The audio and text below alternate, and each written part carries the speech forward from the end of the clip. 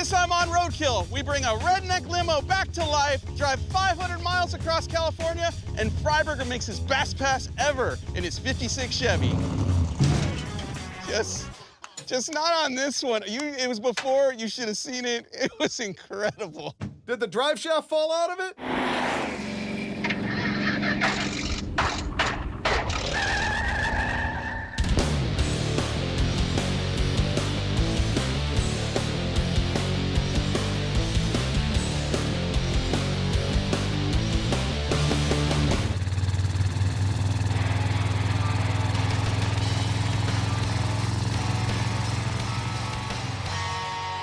All right, Finnegan, you ready for me to get all literary on you? Oh, I love this part of the show. Here it comes. Yes. The best laid plans of mouse motors and men may often go awry.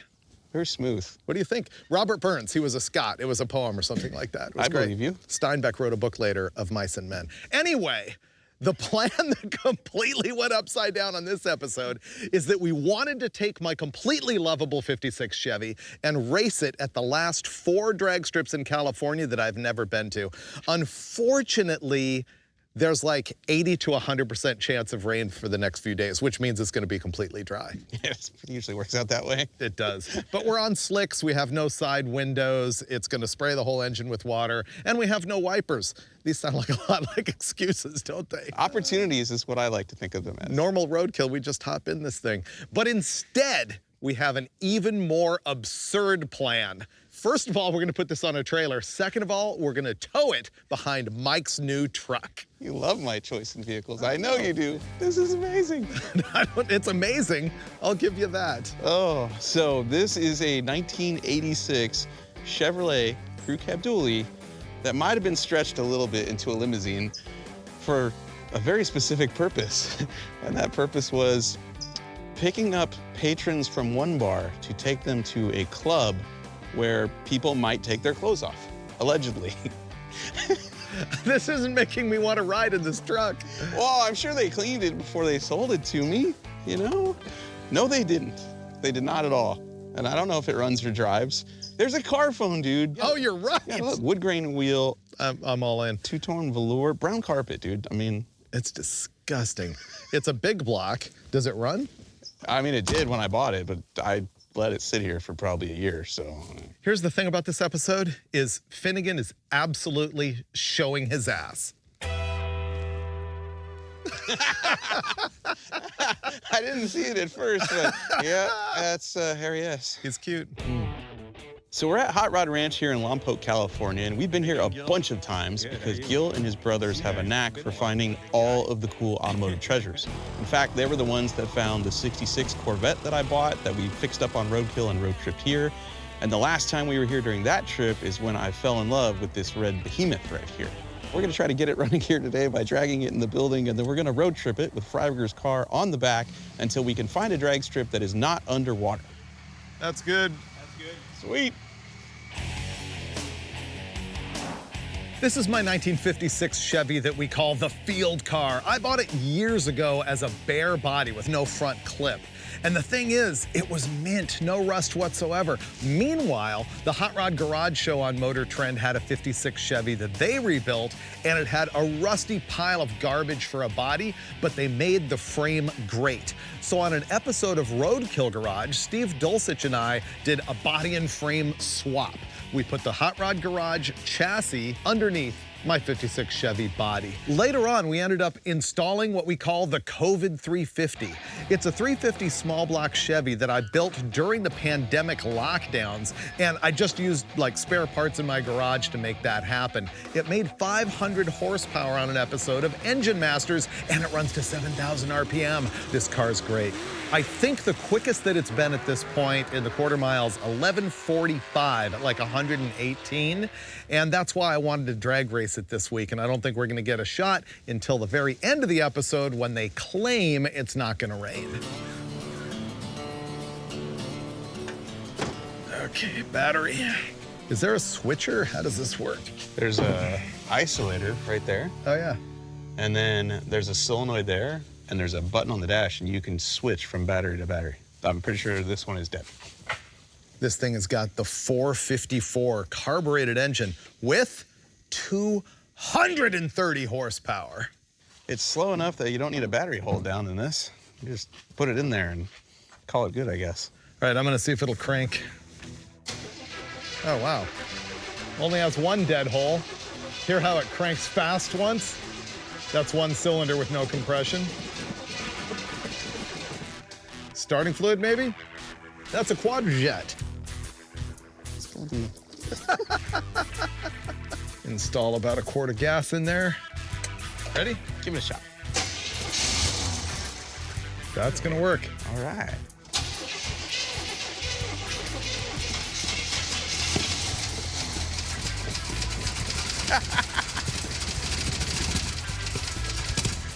That sounds really bad. Is this how it runs?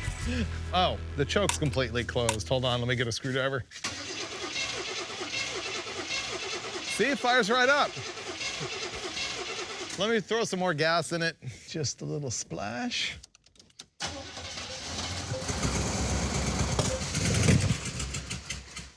Now we have fire. Yeah, we do. All right, we're troubleshooting. Why doesn't it want to run? Well, it's pretty apparent it doesn't have fuel going to the carburetor.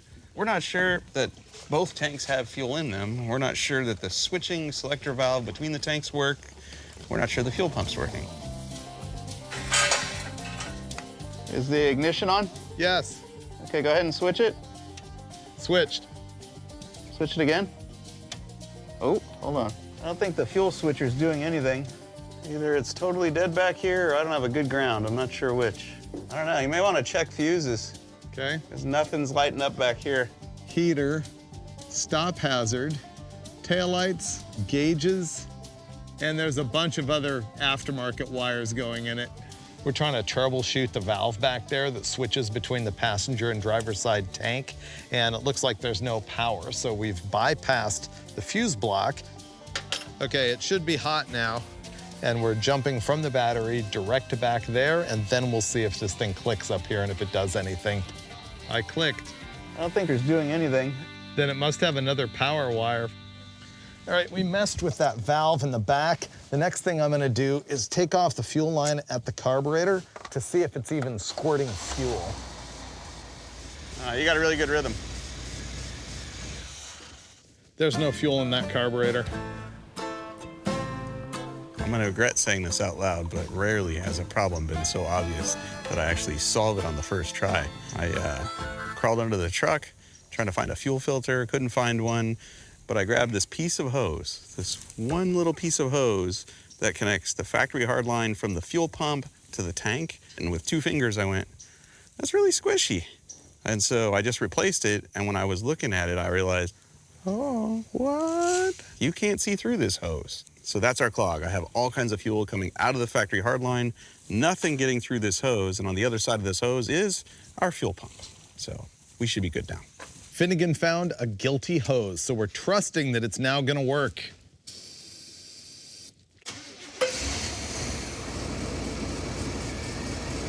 Ooh, I smell gas up here. There we go. It's alive!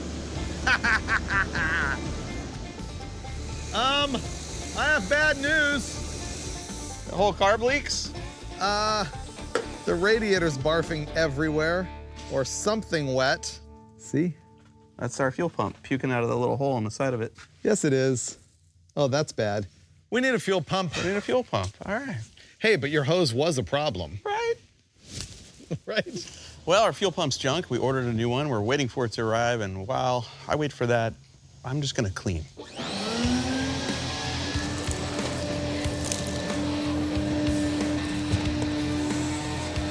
Such luxury. Look at all the velour.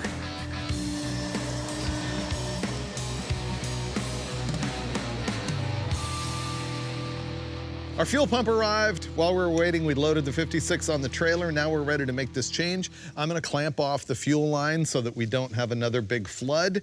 And then I'm gonna force Mike to do this part of it. There you go. Got it. Great. That's where the fuel was puking out earlier. Okay, as I suspected, the holes in this fuel pump are not big enough for these bolts. They're drilled for 5/16. The engine uses 3/8. There you go. That's the stuff. Solid. The mechanical fuel pump is back in place, so we're gonna see if it runs. Pump it. No leak. It's working. You can hear it groaning a little bit, just like power steering does when you turn it all the way to the lock. That's the Hydro Boost, which is a system that uses the power steering pump to do the power brakes also. How do the brakes feel? First 3 inches don't have anything, but then it has a pedal. I think they need to be bled. It's drinking down the rear brakes. It is? So we got a leak somewhere. We can't catch a break because Roadkill, the master cylinder front half was bone dry. Well, wheel cylinders in the morning. All right, so we'll stay in Lompoc. All right, I'm done. I had fun. I still love it.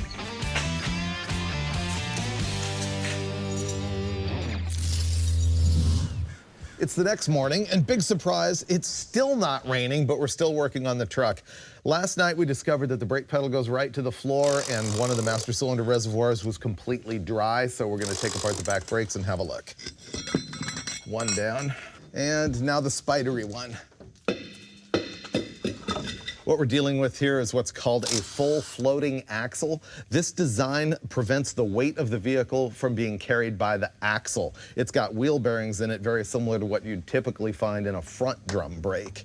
And it's gonna be a pain in the neck to get apart. There's a adjusting nut in here and we don't have the tool for it, so I'm gonna be chiseling it. Now this should rotate.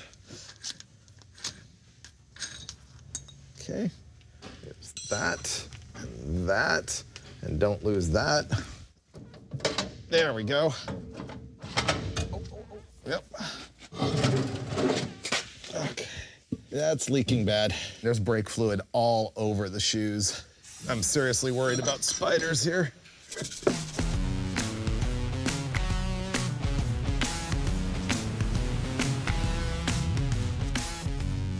When we have brake fluid, that's good news. Things are looking up. We have figured out what's wrong with the brakes on our truck. First, the inner seal for the bearing on the drum was blown out and it was leaking gear oil all over. You can see how messy it is, but also our wheel cylinders were junk and they were leaking everywhere. But we got really lucky because local parts store had brand new ones from Duralast.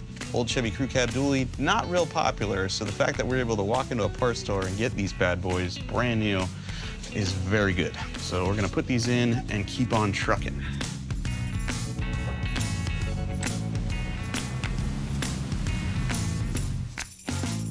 Our brake drums are now ready to be installed. We sent them out to Pacific Brake and Tire here in Lompoc because not only did the drums need to be turned because they weren't round, but the oil seal was stuck in there and we couldn't get it out, and the bearings needed to be repacked. So this is ready to go right back on the truck. And then all we gotta do is bleed the brakes and drive out of here someday. Okay, that drum is in there. The hardware is in there. We are making progress.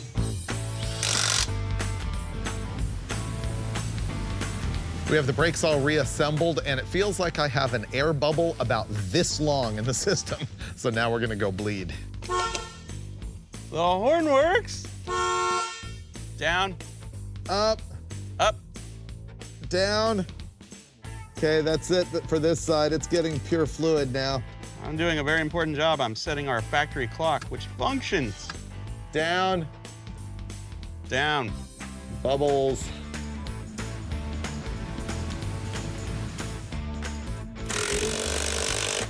Well, we have brakes, but we also have some kind of weird power steering. This thing has Hydro Boost, which means the power steering actually activates the power brake booster. It can get air in it, and it's more of a complicated bleeding process than if you're just doing power steering. You have to fire it up with the wheels on dead center and then just move it back and forth really slowly and keep going further and further and further until you are going all the way around. No bubbles. We've got it all bled. There's no bubbles in the power steering reservoir, and it doesn't chatter when you steer it or when you put it on the brakes. The only problem that we seem to have is it doesn't really want to take throttle, right? Oh, that's not bad. That time it was better. Yeah, we think maybe it's bad gas. Don't know, don't care. We're going to sleep, and tomorrow morning we will drive it for the first time.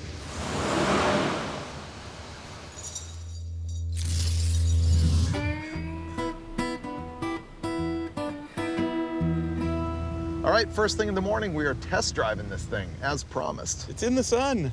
I don't know if it's gonna make it to the drag strip. It just, that's half throttle. Oh, There we go. There we go, all right. How's the brakes? Oh, brakes great. are money. It's the best part. I wonder if the fuel filter in that carburetor is clogged from that rubber hose that collapsed. No, I'm thinking all we have to do is mix new gas in. Okay. Oh, wait. Hold on. There you go. It's fixed. Except for the death wobble. Oh. Mud on the tires? Let's go with mud Let's on hope. the tires. Yeah. Mud on the tires, yeah. That's 230 horsepower. Yeah, I mean, it got better somehow by leaving. Now it accelerates great. 75, which is probably 70. It's pretty smooth. Yep. Maybe it needed to warm up and whistle while it worked. Or maybe the choke needed to open. How about crack the vent window just a little bit? I thought you would know all these square body tricks. Let's go hook a trailer to it.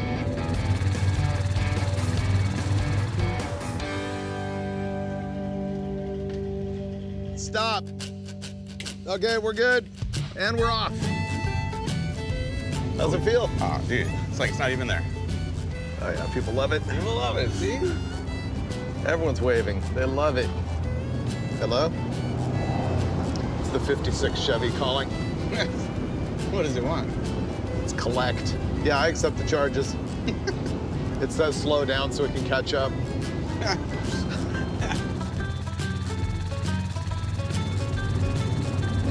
I'm gonna floor it. Ready? Yeah. I'm ready. That was it. Go. That's Oh. it. I mean, it's going. There It's we on go. the wood. There we go. Oh, transmission shifts well. If the trailer was back there wagging, we wouldn't even know it or feel it. This truck's so long, it probably won't let it wag. I feel like my 56 is in another zip code. You just made me laugh, and now I have the hiccups.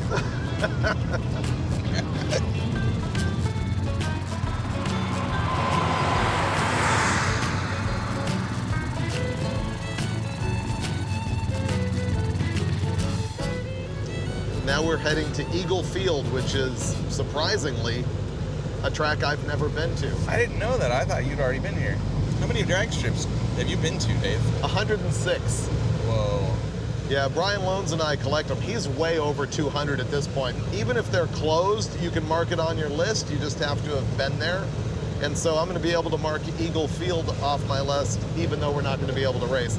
I've also kept track of how many tracks I've actually raced down, because that's the only way I can beat Loans. And it's like 52 or something like that. Oh, you've made passes of 50. That's impressive. Something like that, yeah. 1.5 miles.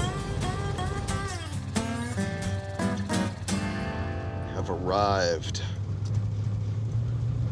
Gates open. Wow, this is cool. This is it, dude. It starts way back there. Yeah, this is the finish line of the track. Okay. And this is an active airfield, so that's great. I mean, I'm sure they can see this big red thing from the air, right? Stubby Bob's marks should be right out here somewhere. Oh, yeah. They labeled the Stubby Bob mark for you with the water bottle. There it is. Oh, yeah. Full on. That's the trailer hitch. Yep. That is deep. If we were at a drag strip, they would have made me pay for that. And I would have just ran away, because that's expensive.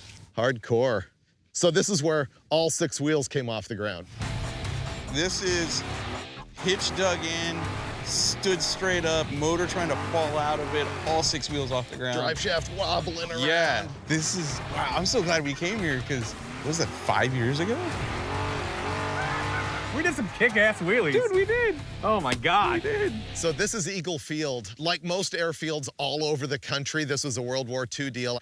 It was a training field. They taught kids how to fly planes. Wasn't really used as a drag strip back in the day, as many of these were, but in 2009, they started doing the retro drags here.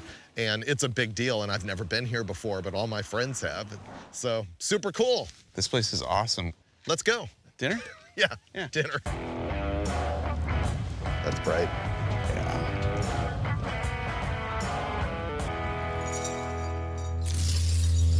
This thing has been awesome. Actually mint until last night when we got off the freeway and it died a bunch of times and we don't know what's wrong with it and the power steering's leaking all over the floor. So we're gonna have a look at spark plugs in the carburetor and junk like that. What if when you took the air cleaner off and put it back on, one of the hoses just didn't go back on? We have a vacuum leak. Oh, almost 90% probability. Then let's not do the spark plugs. All right, go for it. Let's pull the air cleaner off. All right. Yeah, we need a new filter too. Oh, there you go. Vacuum leak? Yeah, probably not enough to make a difference, but yes, that is a vacuum leak. All right, where did that go to? Right there. All right, let's put that on. The Quadrajet has a secondary air door in the back. It's kind of what opens and gives them that kind of sound when you're flooring it, and ours sticks open, which is gonna give us issues, and so we're going to clean and lubricate that. I'm calling that fixed. Oh, there's no vacuum here. It's ported vacuum. It's getting smoother. It runs on 7, but it's good. Seems good. Let's go. Nope, needs a little bit more oomph. Ooh, that was close. There, boom! That was nice. Ready, Mike? Ready, Dave. Let's go see another drag strip.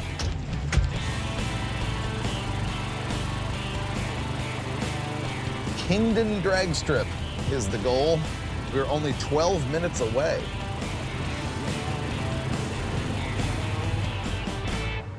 Man, I thought we were gonna be able to go on the track at least. You mean the airstrip? Yeah. Where the planes are landing? Right.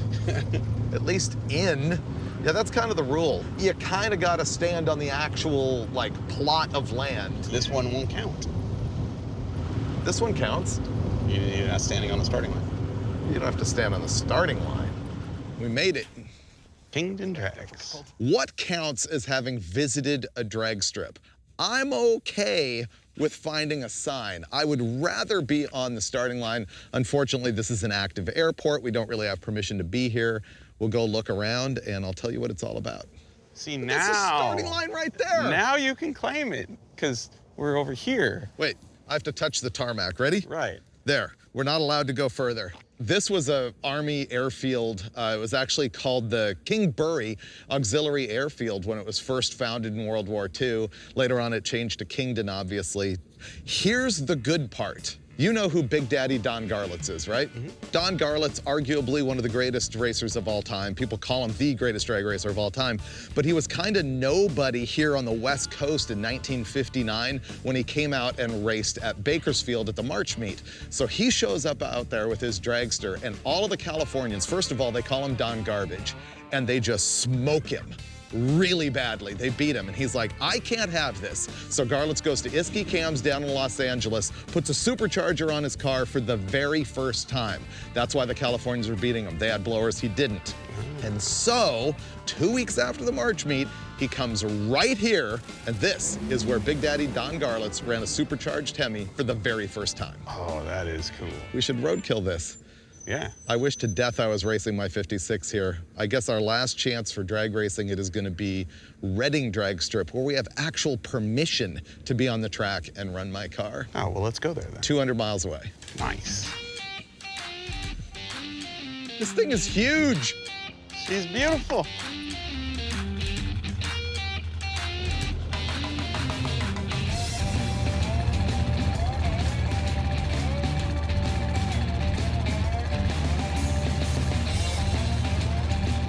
Ask me how many drag strips I've been to. How many drag strips have you been to, Dave? 108. That's a recurring gag, by the way.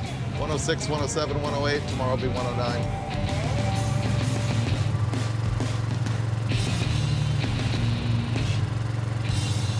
Oh, STD. Stripper truck diesel. I have the keys. I dropped the keys. So it's my turn? Yeah, it is. Okay. I got you something. It's random. Thanks. Didn't know you cared. I care that much. Feels so Christmassy. I'm not gonna ride shotgun. I'm gonna take full advantage of the situation.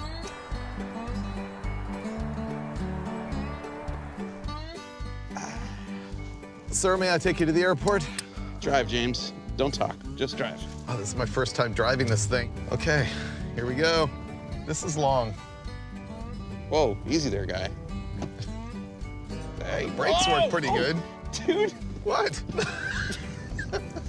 I'll just cruise the roundabout while you're figuring it out and having your first course. Nope. This is life. Oh, hold on. All right. I'll save that for the dog. Oh, man. It's good to be me.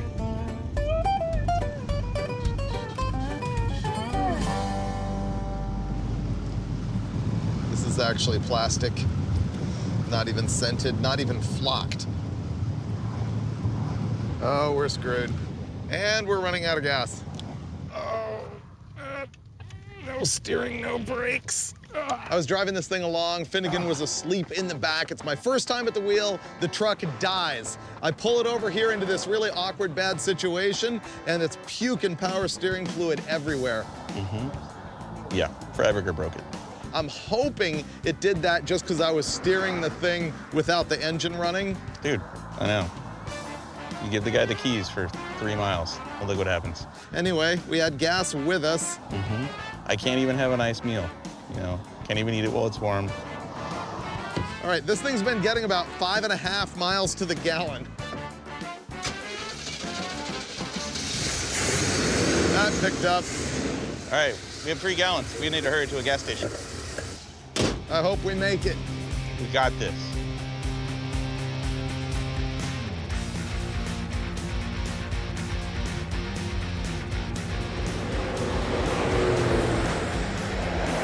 It's the greatest truck ever!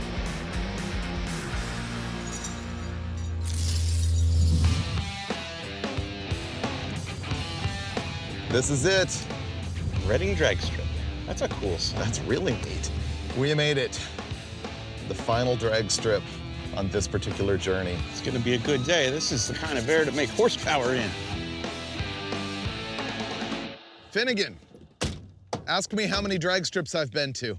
Freiburger, what does this make? How many strips? 109! And finally, on this trip, we're gonna get to race the 56. There we go. The density altitude right now, which is like altitude corrected for temperature and pressure, is below sea level. So if it will hook up on a cold track, the 56 should run quicker than ever. I'm gonna put on my race suit because it's cold.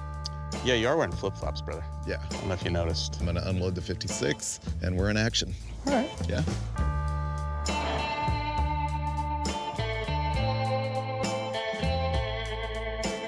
Will it run in this freezing cold weather? When a track is cold, you can have dew problems and also the glue isn't sticky. So we're gonna wait for that to warm up. And while we are, I have to fix some stuff on this. I wanna change spark plugs. The last guy who drove it was Gil from Hot Rod Ranch. He ran it up at a Tucson Dragway event and it went 1170s, but he told me that it had a big misfire problem. These spark plugs are all really rich from running at high altitude at Tucson. And now we're at much lower density altitude, so there's more air, which will automatically lean it out. The next thing I'm gonna look at here is the rear shock adjustment. The last time we ran this at Famoso, it had too much separation. It was driving the tire into the ground so hard that it was like flattening the slick. And I think we found out that the optimum number of clicks on the QA1 shock is 6, so I'm just gonna verify that's where they are. 6. Okay, that's done. Man, Gil told me this thing had a problem where the ignition would just shut off, and I just experienced, it's like you're cruising along and it just goes, that's it. It's not like a misfire. It's like you turned it off, turned it back on really fast. I've gone through and checked all the connections. I can't find anything except for the main power to the MSD box is on the back of the ignition switch, which is super sketch. So we're gonna take a wire and run it all the way to the battery. I wonder if we can connect it right here. Oh, yeah. There are 2 red wires coming off an MSD box. One of them is switched to ignition. The other one is supposed to go straight to the battery. Mine goes to the back of the ignition switch, which is not the way you're supposed to do it. So I'm gonna fix it. Okay. You look good. Just go fast. It's perfectly smooth. It's perfectly prepped. There's no wind. Feel good. You got this.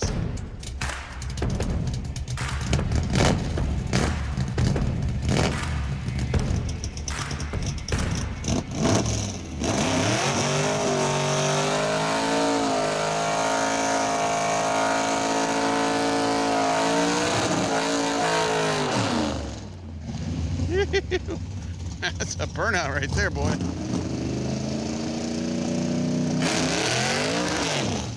That didn't work. So I think on his first attempt, he pretty much just dumped the clutch because it did a good job of smashing the tire into the ground and just spinning as it took off.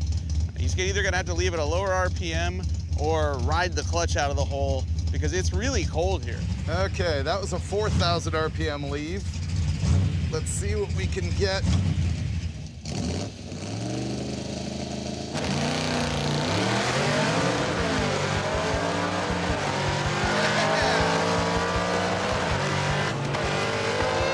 Oh, it shut off! Ah, did you hear it cut out? It totally cut off. Oh, that's annoying.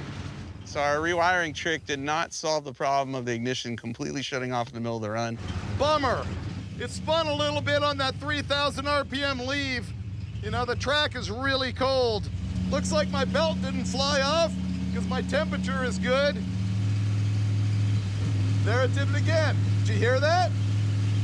No idea what that's about. Dude, not bad. It turned off though, didn't it? It shut off. Damn. You're on 1144 at a $1.19, dude. It bogged. So you can go a little more in between. There's more in the launch. But let's not overlook the fact that it just went quicker than it ever has been. Oh, dude. Yeah. It sounded amazing. Yeah. Oh, he's got a time slip. Oh, cool. Data? Show. So that's a mile an hour quicker than or faster than it's been. Did you hear it shut off? Oh, yeah. Yeah. Why don't you fire it up and I'll jiggle this wire. Let's see what happens here. Okay.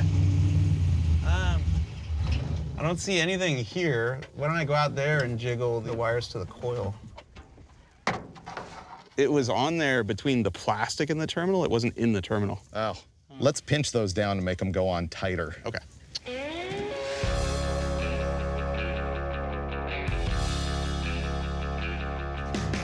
You got this. More cowbell, it'll go faster.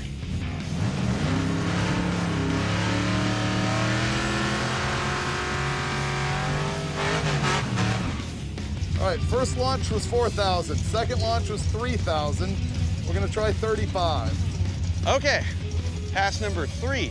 We just tightened up some connections on the coil, went through all the connections on the ignition box and ignition switch. It all seems to be pretty good now. He's gonna raise the launch RPM about 500. I think it's gonna go quicker.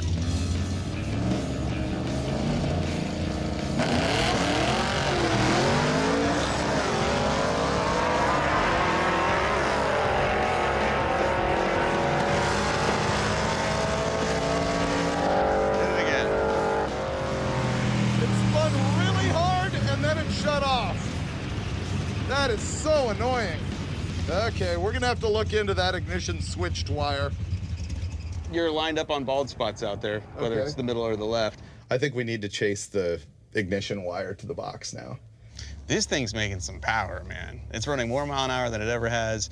Need to work on the whole shot a little bit, but more importantly, it just keeps turning off right around the top of third gear every pass. And so we've looked through all the wiring as best we can. We're now gonna isolate the ignition wiring for the ignition box from everything else in the car. We're gonna add another toggle switch in the car that'll just turn the box on and off, go make another hit and see if it shuts off again. I think you just need more laps in this thing and it's gonna do it.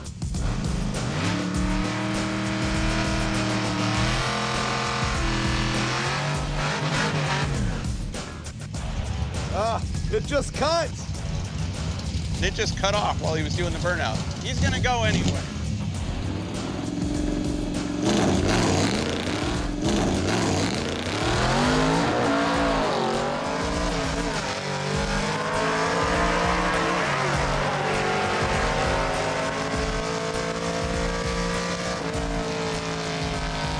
$11.70 at 119. It didn't sound like it shut off. It did bog when he left the line though. So I bank shift 1-2 and it slipped the clutch. So after that, I started granny shifting it. Probably not gonna add up to my best pass. It spun the clutch on the 1-2. Oh, that's what that was. Yep. It didn't sound like it shut off this time though. It didn't. It shut down a couple times on the way down, but it didn't do it down the track. That's so strange. It is so strange. Well, I just say go again and have fun. I will, but I think we're gonna kiss my clutch adios as I do.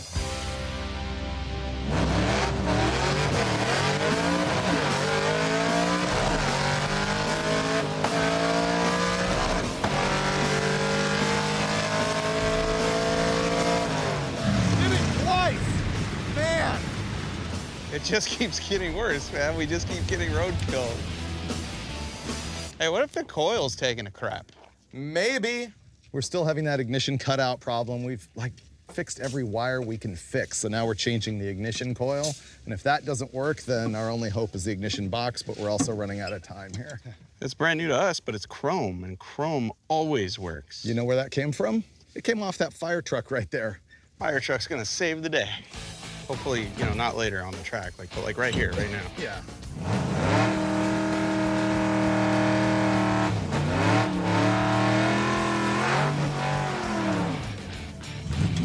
It's shutting off still.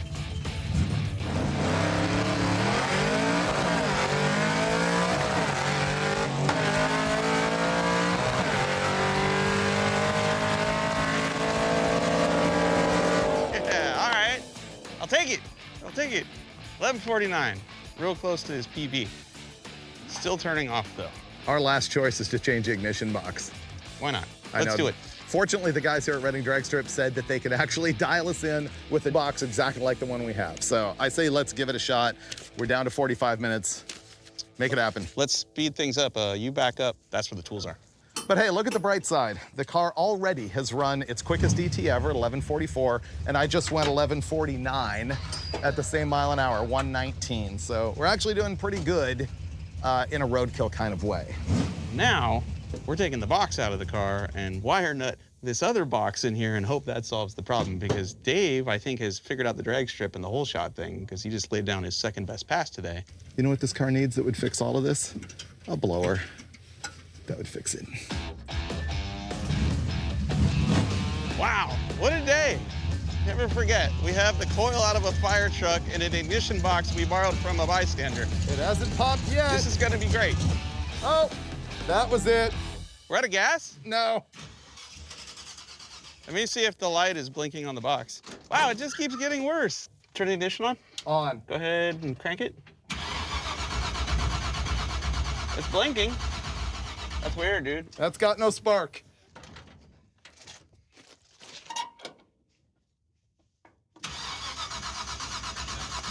Nope. Pop the distributor cap, see if the rotor broke.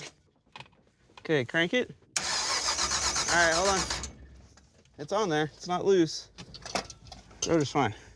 You could change the pickup in the distributor. Yeah, let's do that. Here's the next step. I was pulling to the starting line, and the thing just flat died and won't refire and has no spark. Another one of the guys here at the track brought us a distributor, and we're gonna change the magnetic pickup inside the thing. We're now attempting to change the magnetic pickup, except we can't get it out of our old distributor. So we're now changing the distributor. Once it comes out of the motor, we have to retime the motor. So here's the other thing. That has a bronze distributor drive gear on it right there, and you can see that our new distributor has a steel one, and that's not gonna work with our solid roller camshaft. So now we have to put that gear on this distributor. Ooh, nice. Beautiful. Okay. All right, that's our gear going on his distributor. Here's one thing to know when you're doing this. A factory Chevy distributor has a 0.491 inch shaft in it, and the aftermarket MSD one, and most aftermarket ones, is a 500 shaft. So that's very, very similar, but it will mess you up if you're trying to change these gears and have the wrong thing. All right, let's go. Sweet. Oh, dude. Nice. Which one's number one? One. Okay, so here's two. Cranking. There's no spark, dude. This is ridiculous. We just spent all that time changing a distributor, changing the coil, changing every bit of wiring, and it was that we had 2 ignition boxes that failed. At least that's what I think. Maybe this one's gonna die too because of something we did wrong. I don't know. Okay, it's got vacuum advance, so you have to give it about 4,000, I think.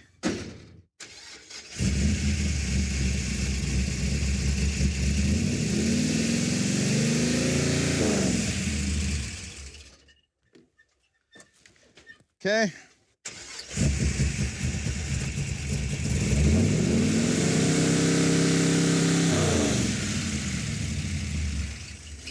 Okay, let me tighten that down. Oh, boy, was that a thrash. 3 ignition boxes to make this happen, man. Come on, Freiburger, you can do this.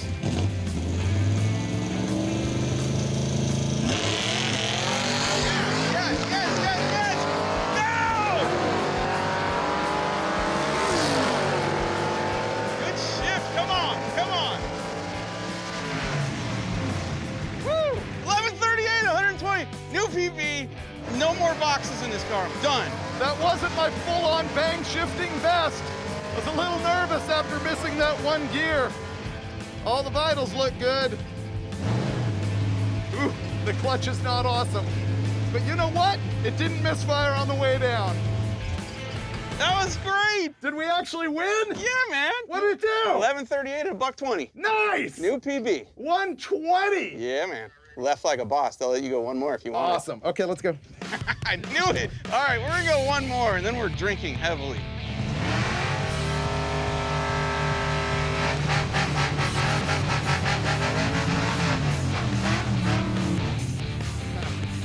See if we can do it again, only better. There we go. Yeah. Oh, it wheelied. It wheelied.